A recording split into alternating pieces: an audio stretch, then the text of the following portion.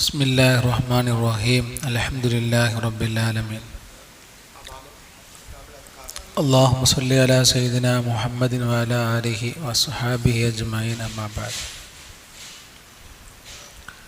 കിതാബുൽ അദ്കാർ എന്നുള്ള വിഷയത്തിലാണ് ചർച്ച ഉള്ളത്. നമ്മൾ ഉസ്താദ് അവറുകൾ തൽക്കാലം കുറച്ച് ദിവസത്തിന് നമ്മോട് ലീവാണ്. അല്ലാഹു തആല ആഫിയത്തും ദീർഘായുസ്സും പ്രദാനം ചെയ്യട്ടെ. ഒരുപാട് കാലം നമുക്ക് ആത്മീയമായ നേതൃത്വം നൽകാനും അതിനുള്ള എല്ലാ തൗഫീഖും അല്ലാഹു തആല ഉസ്താദിന് പ്രദാനം ചെയ്യട്ടെ. അപ്പോൾ ഉസ്താദ് നടത്തിക്കൊണ്ടിരിക്കുന്ന ദർസ് മുടങ്ങണ്ടല്ലോ എന്ന് കരുതി നമ്മൾ മുടങ്ങിയാൽ പിന്നെ അങ്ങനെ മുടങ്ങിപ്പോകും. അപ്പോൾ മുടങ്ങാതിരിക്കാൻ നമ്മൾ ഇൻഷാ അല്ലാഹ് ഉസ്താദിൻ്റെ പകരം എടുക്കുകയാണ്. വളരെ നല്ലൊരു കർമ്മമാണ് നമ്മളിപ്പോൾ ചെയ്തുകൊണ്ടിരിക്കുന്നത്. വെള്ളിയാഴ്ച ദിവസം എന്ന് പറഞ്ഞാൽ ഇന്ന മിൻ അഫ്ളലി അയ്യാമിക്കും യൗമുൽ ജുമുഅ എന്നാണ് പുണ്യ റസൂൽ പറഞ്ഞത് സല്ലല്ലാഹു അലൈഹി വസല്ലം. ദിവസങ്ങളിൽ ഏറ്റവും നല്ല ദിവസം വെള്ളിയാഴ്ച ദിവസമാണ്.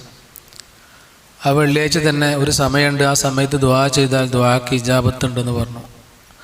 അതിൽ മഹാന്മാർ പറയുന്നത് അത് അസറിൻ്റെ ശേഷം ആകാൻ വളരെ ചാൻസ് ഉണ്ട്. ആ സമയം ഈ സമയമാണെന്നുള്ള അത് കൃത്യമായിട്ട് അറിയില്ല.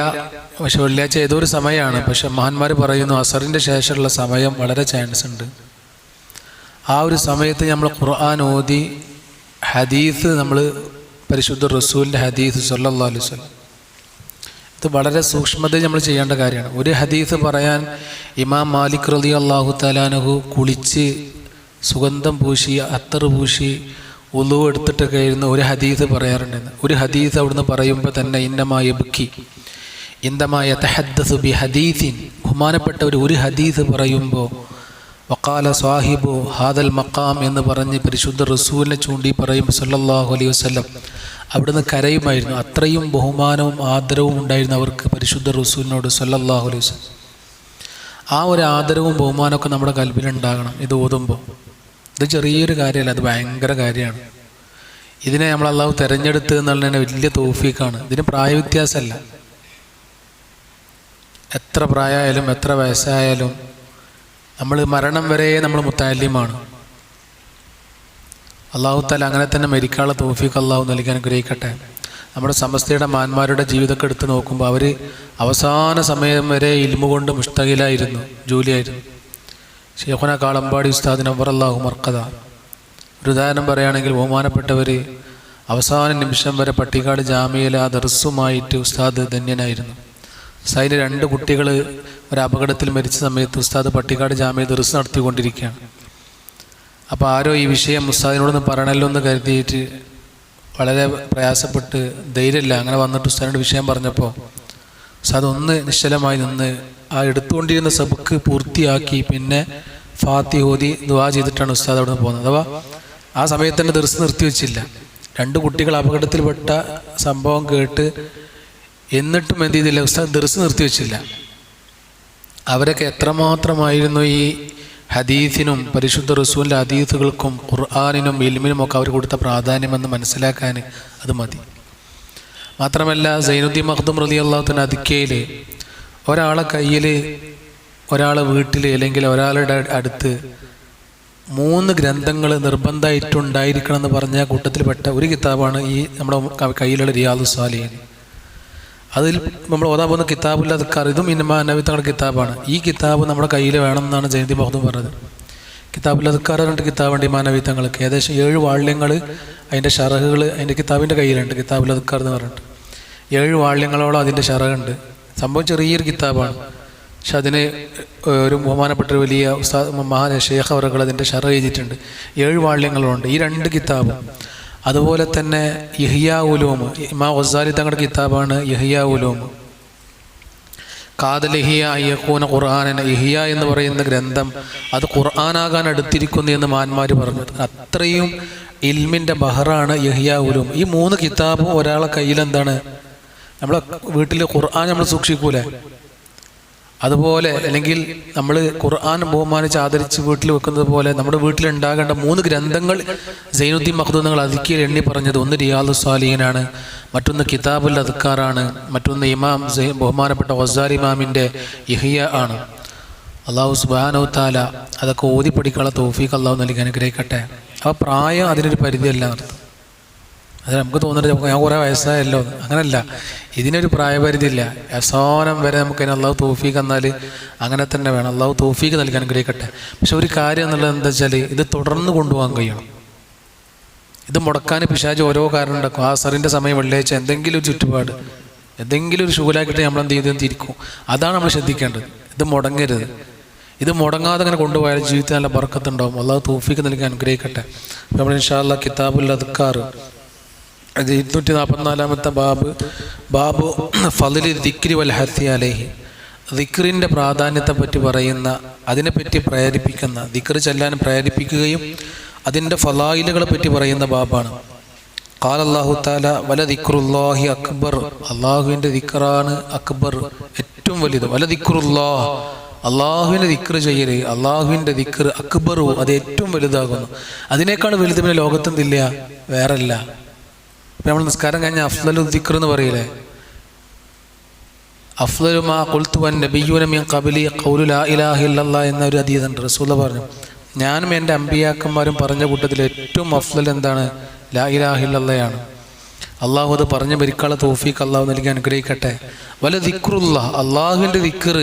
ദിക്ർ എന്ന് പറയുമ്പോൾ ലാ ഇലാഹ ഇല്ലല്ലാഹ് മാത്രമല്ല, എല്ലാം പെട്ടു. നമ്മൾ കൂലി കിട്ടുന്ന എന്ത് കാര്യം എന്ത് പറഞ്ഞാലും ഒക്കെ ദിക്ർ തന്നെയാണ്. ഓരോന്നും ദിക്റാണ്. സുബ്ഹാനല്ലാഹ് ദിക്റാണ്, അൽഹംദുലില്ലാഹ് ദിക്റാണ്, അല്ലാഹു അക്ബർ ദിക്റാണ്, എല്ലാം ദിക്ർ. അള്ളാഹുവിൻ്റെ സ്മരണയെ വാഴ്ത്തി പറയുന്ന ആ സംഭവം വല ദിക്റുല്ലാഹ്, വല ദിക്റുല്ലാഹ്, അള്ളാഹുവിൻ്റെ സ്മരണയാകുന്ന അക്ബർ, അത് ഏറ്റവും വലുതാണ്. സൂറത്തുൽ അങ്കബൂത്തിൽ 45-ാമത്തെ ആയത്തിലുള്ളതാണ്. വഖാല തആല, അല്ലാഹു തആല പറഞ്ഞു, ഫദ്കുറൂനി അദ്കുറുക്കും, നിങ്ങൾ എന്നെ ഓർക്കൂ എങ്കിൽ അദ്കുറുക്കും, ഞാൻ നിങ്ങൾ എന്ത് ചെയ്യും? ഓർക്കുന്നതാണ്. നിങ്ങൾ എന്നെ ഓർക്കുമ്പോൾ ഞാൻ നിങ്ങൾ എന്ത് ചെയ്യും? ഓർക്കും. അഥവാ നിങ്ങൾ എന്നെ ദിക്ർ ചെയ്യുമ്പോൾ, നിങ്ങൾ എന്നെ സ്മരിക്കുമ്പോൾ ഞാൻ നിങ്ങൾ എന്ത് ചെയ്യും? ഓർക്കും. നമ്മൾ അള്ളാഹുവിനെ ഓർക്കുമ്പോൾ അള്ളാഹ് നമ്മൾ എന്ത് ചെയ്യുന്നുണ്ട്? ഓർക്കുന്നുണ്ട്. ഉദാഹരണം പറ്റി പറയുകയാണെങ്കിൽ, അമജിത്തമ ഖൗമുൻ ഫീ ബൈത്തിൻ മിൻ ബുയൂത്തില്ലാ യത്ലൂന കിതാബല്ലാഹി വയതദാറസൂന ബൈനഹും. ഒരു ഹദീസാണ്. കുറച്ച് ആളുകൾ അള്ളാഹുവിൻ്റെ പള്ളിയിൽ ഒരുമിച്ച് കൂടി ഇരുന്നിട്ട് പരിശുദ്ധ ഖുർആൻ ഓതിപ്പോൾ നമ്മൾ അത് ഓതി ചർച്ച ചെയ്യുന്നു എങ്കിൽ ഇല്ലാ നസലത്ത് അലൈഹിം സക്കീന, അള്ളാഹു അവർക്ക് സമാധാനം ഇറക്കി കൊടുക്കും. വഗശിയത്തുഹുമുർ റഹ്മ, അള്ളാഹുവിൻ്റെ റഹ്മത്ത് അവരെ വലയം വെക്കും. വഹഫത്തുഹുമുൽ മലായിക, അള്ളാഹുവിൻ്റെ മലക്കുകൾ അവരുടെ സദസ്സിലിങ്ങനെ വന്ന് അവരങ്ങനെ വലയം വെച്ച് അവിടെ അങ്ങനെ പൊതിഞ്ഞു നിൽക്കുമെന്നാണ്. മാത്രമല്ല വദക്കറഹുമുല്ലാഹു ഫീമൻ ഇൻദ, അള്ളാഹു തആല തൻ്റെ അടുത്തുള്ള മലക്കുകളോട് പറയും, കണ്ടില്ല എൻ്റെ അടിമകൾ എൻ്റെ ഭവനത്തിൽ എൻ്റെ വീട്ടിൽ വന്നിരുന്ന് എൻ്റെ ഗ്രന്ഥം ഖുർആൻ ഓതി ചർച്ച ചെയ്യുന്നത് കണ്ടില്ലേ എന്ന് പറഞ്ഞ് നമ്മളെപ്പറ്റി അഭിമാനം പറയുമെന്ന് മുഹമ്മദ് മുസ്തഫ സല്ലല്ലാഹു അലൈഹി വസല്ലം.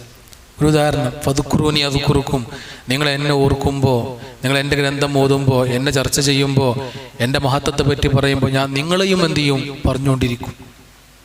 അല്ലാഹു തആല കൂട്ടത്തിലേക്ക് നമ്മൾ ഉൾപ്പെടുത്തി അനുഗ്രഹിക്കട്ടെ. എന്തുകൊണ്ടാണ് ഇന്നും ഷെയ്ഖുനാത്തിപ്പറ്റ ഉസ്താദ് നവറുല്ലാഹ് മർക്കദ നമ്മൾ ഇന്നും ആ മഹാനെ ഓർത്തുകൊണ്ടിരിക്കുന്നത്? എന്തുകൊണ്ടാണ്? ബഹുമാനപ്പെട്ട ഒരു സാഹിബ് ദിക്റായിരുന്നു. സ്വന്തം ദിക്ർ ചൊല്ലിയെന്ന് മാത്രമല്ല, എല്ലാവരെ കൊണ്ടും എന്ത് ചെയ്തു? ദിക്ർ ചൊല്ലിപ്പിച്ചു. വണ്ടിയിൽ കയറിയാൽ, നമ്മളൊക്കെ സാധാരണ വണ്ടിയിൽ കയറിയാൽ എന്താ ഉണ്ടാവുക? നമ്മളോരോ ഫുദൂലാത്ത് പറഞ്ഞുകൊണ്ടിരിക്കും. ഉസ്താദ് സമ്മതിക്കൂല. ഉസ്താദ് പറയും, ദിക്ർ ചൊല്ലാൻ വേണ്ടി പറയും.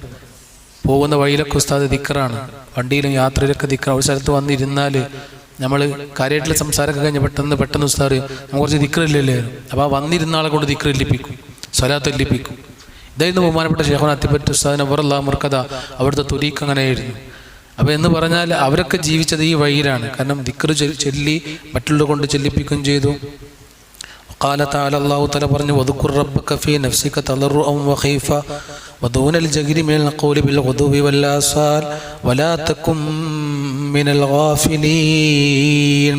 വദ്കുർ റബ്ബക, നബിയെ താങ്കളുടെ റബ്ബിനെ അങ്ങ് ഓർക്കണം, അങ്ങ് സ്മരിക്കണം, അങ്ങ് ദിക്ർ ചെയ്യണം. ഫീ നഫ്സിക, അങ്ങയുടെ ശരീരത്തിൽ, തളറുഅൻ വഖീഫ, പേടിച്ചുകൊണ്ടും ഭയത്താലും നല്ല വണക്കത്തോടുകൂടെയും. തളറു എന്ന് പറഞ്ഞാൽ കീവണങ്ങാന്നർത്ഥം, അഥവാ നല്ല താഴ്മയോട് കൂടിയിട്ട്. വഖീഫത്തനും, ഭയത്താലും അഥവാ പ്രതീക്ഷയാലും, അതുപോലെ തന്നെ ഉള്ളിൽ ചെറിയൊരു ഭയത്താലും. ദൂനൽ ജഗ്രി മിനൽ ഖൗലി, അങ്ങനെ ഉറക്കെ ശബ്ദം ഉണ്ടാക്കിയിട്ട് വലിയ ബഹളത്തിൽ വേണ്ട, വളരെ സ്ലോ ആയിട്ട് സാവധാനത്തിൽ നല്ല ശബ്ദം കുറച്ചുകൊണ്ട്. എപ്പോഴൊക്കെ? ബിൽ ഗുദുവി വൽ ആസാൽ, രാവിലെയും വൈകുന്നേരവും, രാവിലെകളും വൈകുന്നേരങ്ങളിലുമായിട്ട്.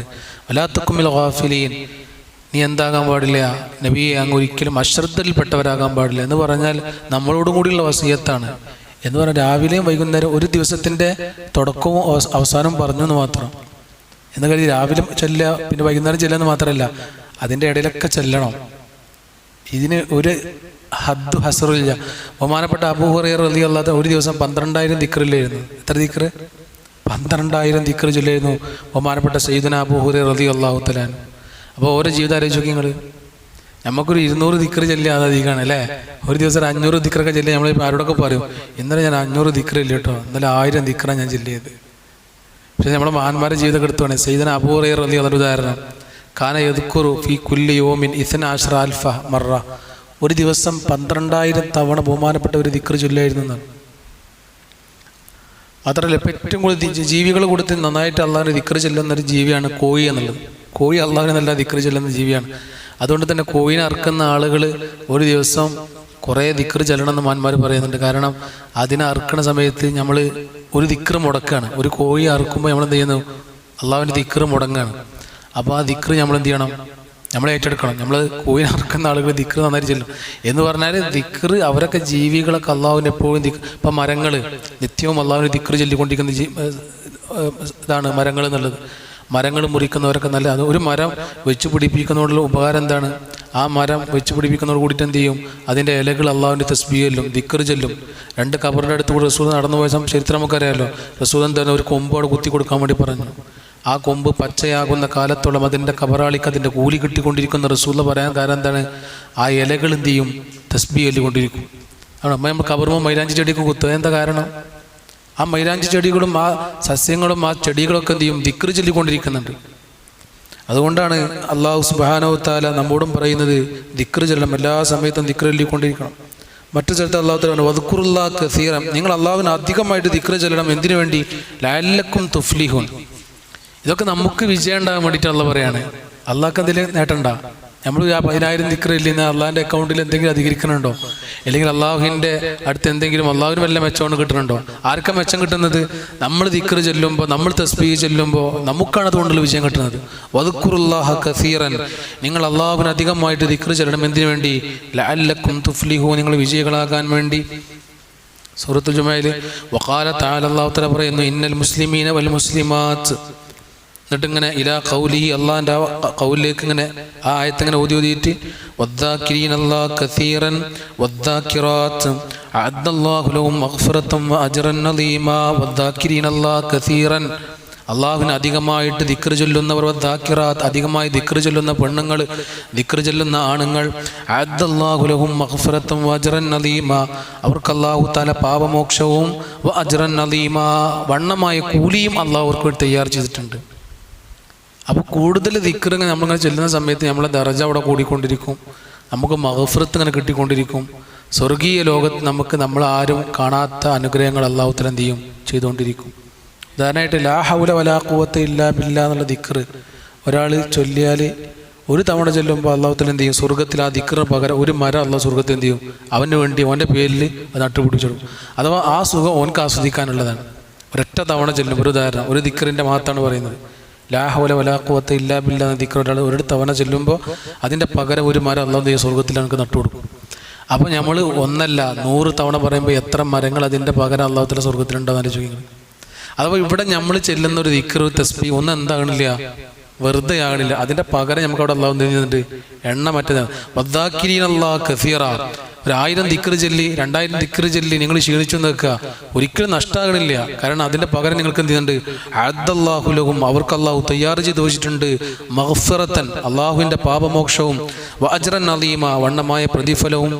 വഖാല തആല, അല്ലാഹു തആല പറഞ്ഞു, യാ അയ്യുഹല്ലദീന ആമനു ദുക്റുല്ലാഹ ദിക്റൻ കസീറാ, ഓ മുഅ്മിനീങ്ങളെ നിങ്ങൾ അല്ലാഹുവിനെ അധികമായിട്ട് ദിക്റ് ചൊല്ലണേ. വസബ്ബിഹൂ, നിങ്ങൾ അല്ലാഹുവിന് വേണ്ടി തസ്ബീഹ് ചൊല്ലണം, അല്ലാഹുവിനോട് തസ്ബീഹ് ചൊല്ലണം. ബുക്റത്തൻ വഅസീല, രാവിലെയും വൈകുന്നേരവും. അതാവ് ദിവസത്തിൻ്റെ തുടക്കവും അവസാനം പറഞ്ഞു എന്ന് പറഞ്ഞാൽ അതിൻ്റെ ഇടയിലൊക്കെ എന്ത് ചെയ്യണം? നിങ്ങൾ തസ്ബീഹും ദിക്റും ചൊല്ലിക്കൊണ്ടിരിക്കണം. അങ്ങനെ ഒരുപാട് സ്ഥലത്തുണ്ട് കേട്ടോ. ഇത് വളരെ സെലക്റ്റഡ് ആയ കുറച്ച് ആയത്തുകൾ എന്ത് ചെയ്തു ഇങ്ങനെ എടുത്തു പറഞ്ഞു എന്ന് മാത്രം. ഇനി ഹദീസ് നോക്കൂ നിങ്ങൾ.